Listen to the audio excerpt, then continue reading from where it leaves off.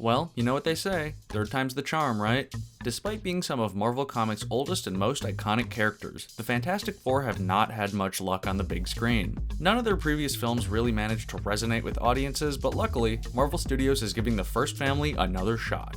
A major area in which previous FF films fell short is their villains, and the Marvel Cinematic Universe would be a perfect place to introduce some new, fresh threats for the group. Let's take a look at 12 of the strongest villains the Fantastic Four could fight in the MCU. Yes, I recognize the irony in saying that they should bring in new villains and then immediately talking about Doctor Doom. I'll try to keep this brief, but basically the way I see it, Doctor Doom is too important of a villain to not use in the MCU. He's the FF's arch nemesis, and he's one of the most iconic characters in all of Marvel. I mean, heck, he leads his own country. With that being said, I do think that Marvel should be careful with their portrayal of Doom. None of his previous cinematic incarnations were received particularly well, and I think it would be a good idea to build him up over the course of several films as opposed to blowing their shot in the FF's first adventure. Doom has the potential to very easily become one of the MCU's next big villains, so the filmmakers need to tread lightly and ensure that they have everything all lined up and ready before they unleash him. You want to hear a really easy way to introduce Doctor Doom into the MCU? Have him take over Sokovia and help it return to its former glory after all that stuff with Ultron, renaming it Latveria in the process. This way he has ties to both the Avengers and the Fantastic Four, and his rebranding of the country symbolizes the updating of the old MCU in order to set the stage for the future. Boom. Call me Kevin. Let's talk about the Mole Man. This is Mole Man in the morning. Good Mole Man to you. He's a scientist who discovered a subterranean realm, which he soon took over. He enlisted his mutated followers in a quest to take over the surface world, but the Fantastic Four have consistently proven to be a thorn in his side. Considering the fact that he was the first villain they ever faced in the comics, Mole Man would be a really fun starter villain for the FF's first MCU movie. He's not a super complex character, but his presence would lend the opportunity for some incredible subterranean battles and creature VFX. Heck, they could even get John Ratzenberger back to play him. Wait, wrong superhero movie. Behold the Underminer! Also, just a quick fun fact, originally Tim Blake Nelson's character from 2015's Fantastic Four was supposed to become Mole Man, but that franchise crashed and burned before it even got off the ground. Poor guy, he just can't catch a break with these future supervillain roles. Before anyone leaves any comments, yes, I am aware that Ulysses Klaw died in Black Panther. While that is admittedly a roadblock to him coming back, this is still a comic book universe, and the pages of the Fantastic Four's very own book may provide the perfect excuse for his return. In 1966's Fantastic Four number 53, Klaw, who used a sonic blaster in place of his missing hand, converted his body into living sound following an encounter with Black Panther and the FF. The fact that he was equipped with a similar prosthetic blaster in Black Panther lays the groundwork for this origin to play out in the MCU, albeit with some slight alterations. Maybe Reed Richards tries to do some experiments with Klaw's blaster, only to unwittingly bring him back to life with it. Huh? I don't know, it's something.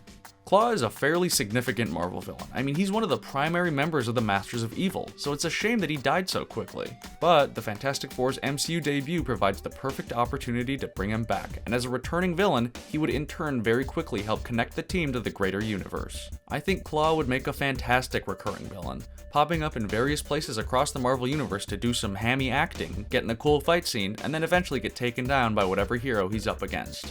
Plus, I gotta see Andy Serkis rocking that bright red jumpsuit on the big screen. I mean, come on. While I'm sure Marvel isn't exactly dying to remind everyone of their ill-fated Inhuman series, Maximus the Mad should not be left out of consideration for a Fantastic Four movie. For those of you who didn't watch that series, and let's be real, there's probably a lot of you, Maximus is an inhuman prince who very badly wants to usurp his brother, Black Bolt, as the leader of their people. While he may not actually have superpowers, Maximus is still a major threat thanks to his genius-level intellect and tactical skills. In the comics, his coup attempts have frequently been foiled with the aid of the FF, and his first appearance actually took place in a Fantastic Four comic. Marvel certainly doesn't have to acknowledge the Inhuman show, and they don't even have to bring back the same actor. But if they do decide that they want to bring the Inhumans into the MCU, the Fantastic Four would also be a great group of heroes to do it, because they've crossed paths with the Inhuman royal family so many times in the comics. There's plenty of story potential that could come out of both sides' family dynamics, with Maximus manipulating things as revenge for his status as an outcast. Obviously, we don't want to get carried away in their first films, but maybe this could happen in a sequel or something, but the point is that Maximus could end up being a key character for the MCU's future. I will admit, Nicholas all along doesn't quite have the same ring, but we can work with it. Nicholas Scratch is the son of Agatha Harkness, and a very powerful magic user in his own right. His sinister schemes have included brainwashing the Fantastic Four, kidnapping Franklin Richards, and causing an entire town to become possessed by demons. In her debut, his mother proved to be a wildly popular character, so it seems like a no-brainer to bring Nicholas into the MCU. With Agatha currently trapped in Westview, Nicholas could free her and then join her in causing havoc. Scarlet Witch has moved on to bigger and badder things, so the Fantastic Four could be a perfect target for this diabolical mother-son duo. They would serve as a powerful counter to the FF's family relationship, and it would be a lot of fun to see the more science-based four collide with the world of dark magic. From beyond the stars shall come the Overmind, and he shall crush the universe. That's the prophecy that foretold the Eternal Grom's transformation into the Overmind. Having had the consciousnesses of billions of other Eternals transferred into him, Grom set out to conquer the universe, but he constantly found himself opposed by the Fantastic Four. He's occasionally fought on the side of good, but for the most part, he's been completely dedicated to his mission of conquest. Overmind's introduction would give the Fantastic Four an incredibly challenging foe right off the bat to help them prove themselves as heroes. Additionally, it would be smart to introduce him soon, because the Eternals' debut movie just came out. Overmind's appearance in an FF movie would be a convenient way to tie the team in with the MCU's more cosmic side, plus it would allow the Eternals to interact with other heroes. That's what we in the biz call a win-win. While he may not technically be a full-fledged villain, Namor definitely falls under the category of antagonist, at least in terms of his interactions with the Fantastic Four. He's the Prince of Atlantis, and over the years he's been very persistent in wanting to take Sue Storm as his queen, whether she wants to or not. Obviously, this has led to tensions between the surface world and the Atlanteans, and while Namor has served as an ally to the FF on occasion, they usually find themselves on opposing sides. Namor's arrival to the MCU has been discussed by fans for years, and there's been a rumor gaining traction recently that he may be introduced in the Black Panther sequel. If this ends up being true, then it seems like it'll only be a matter of time until he crosses paths with the First Family. His obsession with the Invisible Woman from the source material may be a bit problematic for Marvel Studios, and they may want to give him a different motivation that's less creepy, but other than that, I think Namor could fit really well into an MCU Fantastic Four story.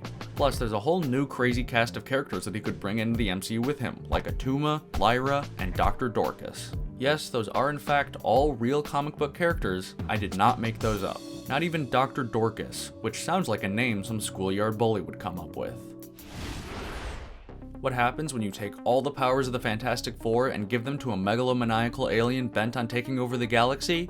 Well, you get the Super-Skrull. His real name is Klurt, and he's one of the greatest warriors of the shape-shifting Skrull species. After a previous defeat at the hands of the First Family, the Skrulls imbued Klurt with their powers and sent him to Earth for another takeover attempt. This too failed, and Klurt has since become a recurring foe of the FF, with his powers providing him a unique advantage over his opponents. The Skrulls have been slowly but surely popping up in different corners of the MCU since their introduction in Captain Marvel, and an adaptation of the iconic Secret Invasion story is set to premiere later this year. Obviously, I don't know what's going to happen in that show, but I'm going to guess that the Skrulls aren't going to succeed in their plan to replace everyone on Earth. Just a hunch, I don't think that would make for many very good sequels. So I'm thinking the aftermath of Secret Invasion would be a good place to bring in the Super-Skrull. The only real hurdle to this is the fact that we still have no idea when exactly the Fantastic Four's first movie is supposed to come out. So this year may be just a bit early to bring in Klurt himself. Still, Secret Invasion seems like it's going to be a major moment for the MCU, and I wouldn't be surprised if its events continue to ripple across the universe for years to come. Maybe even far enough into the future for the Super-Skrull to want to come to Earth and fight our newest hero team. After having been defeated by Reed Richards and the Fantastic Four one too many times, the villain known as the Wizard assembled a quartet of bad guys to counter the First Family, dubbing his newly created team the Frightful Four. Though the team's gone through a number of different lineups over the years, the Wizard has consistently remained their leader, ensuring that their vendetta against the FF stays alive. We all know how much Marvel loves to have their heroes face off against their evil counterparts, and the inclusion of the Frightful Four would continue that trend while also putting a fun spin on it. Instead of being direct evil counterparts to the FF, the villains could instead counter the team's specific powers, with the Wizard's anti-gravity discs negating Mr. Fantastic's powers, Trapster's glue incapacitating Human Torch, etc. However, the biggest reason why I think the Frightful Four would make good villains for the FF's first MCU outing is that they could help highlight the team's most important element. Not their powers, but their family dynamic. The Fantastic Four truly care for each other in a way that the Frightful Four never could, because while the FF are united by love, the Frightful Four are united by hatred and a desire for vengeance. It would be a heartwarming and inspiring victory that could cement the Fantastic Four as fan favorites and major players for the future of the MCU. Philip Masters is the Puppet Master, a supervillain with the ability to control the minds of others using puppets. He debuted in the pages of 1962's Fantastic Four number 8, and since then he's gone on to have a long and complicated relationship with the First Family, particularly the Thing. You see, Puppet Master's got a daughter named Alicia, who's in love with the Thing. And when you're a supervillain, that kind of stuff doesn't bode well. Just ask the Vulture. Although he may not be the FF's flashiest foe, I think there's a lot of potential for Puppet Master as a movie villain. His tactic of mentally controlling people with puppets could make for a really tense and psychological story, as our heroes try to figure out who's been replaced. Oh wait, that's just Secret Invasion. Alternatively, we could get a cool mass brainwashing plot where he could turn ordinary citizens or even other heroes against the Fantastic Four. That way we could get some fun Civil War type hero versus hero action. Putting all the action stuff aside, I think the most exciting thing about Puppet Master is that his inclusion would give Marvel a perfect opportunity to explore the Thing's psyche. His relationship with Alicia is a key part of his character thanks to the way she helps him stay in touch with his humanity, and not including this element in the MCU feels like it would be a big misstep. All signs point to Kang the Conqueror becoming one of the MCU's new biggest threats, and the time-traveling supervillain holds a much deeper, and more complicated, connection to the Fantastic Four than you may have initially guessed. You see, Kang's real name is Nathaniel Richards, and he's a descendant of Mr. Fantastic's time-traveling scientist father who hails from the 31st century. Yeah, comic books are confusing. Nathaniel first encounters the Fantastic Four, who are technically his ancestors, when he travels back in time to take over Egypt. The Four, who have also traveled back in time, defeat him, kicking off a chain of events that lead to Nathaniel returning to the future and reinventing himself as Kang the Conqueror. At this point, Kang becomes more of an Avengers foe, though he still holds a deep enmity against the First Family for being the first ones to defeat him. Now that's obviously a lot of lore that I don't expect the MCU to fully adapt, but I would imagine that they'd want to pick and choose specific pieces of Kang's backstory to include, and it wouldn't surprise me at all if the Fantastic Four connection carries over. While we're still a few years out from actually seeing the FF in the MCU, Kang's early arrival seems to be a way of rolling out the red carpet and preparing audiences for many more escapades to come involving the Richards family.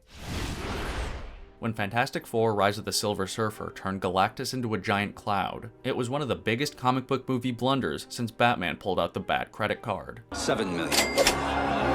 Never leave the cave without it.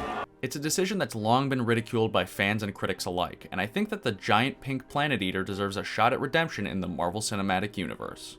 In the comics, Galactus is a massive cosmic entity who is so powerful that he has to devour planets in order to sustain himself. He first came to Earth in 1966, sending his herald, the Silver Surfer, to warn the planet's citizens of their upcoming demise. With the aid of the Surfer, the Four managed to drive Galactus off, though he has returned multiple times over the years. Guy just can't get enough of that tasty, tasty Earth. Galactus is one of the Marvel Universe's greatest threats, and he's very unique among his fellow villains. He's not some cackling conqueror or some mad scientist bent on taking over the world. He doesn't care at all about power or control. At the end of the day, he's just a really hungry, really big guy.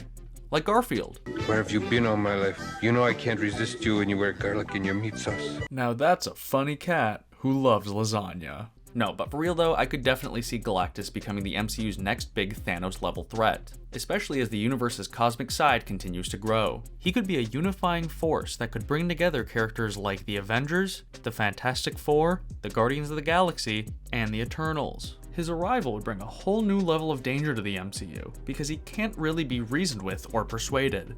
Imagine you were feeling snacky, so you went to the pantry to grab some chips, but some tiny little creatures all of a sudden showed up and said, "Hey, you can't have those chips." I'd be upset. I'm hungry. He is technically a villain, but Galactus is really better qualified as a force of nature. Neither good or bad. Only hungry. Hey folks, I'm Matt Sonnack and I made the video you just watched. Thank you very much for checking it out, and let me know in the comments which Fantastic Four villains you'd like to see come to the MCU. Make sure you leave a like if you enjoyed, and subscribe for more lovely videos like this from CBR. Also, let me know if you found the hidden big wheel in this video.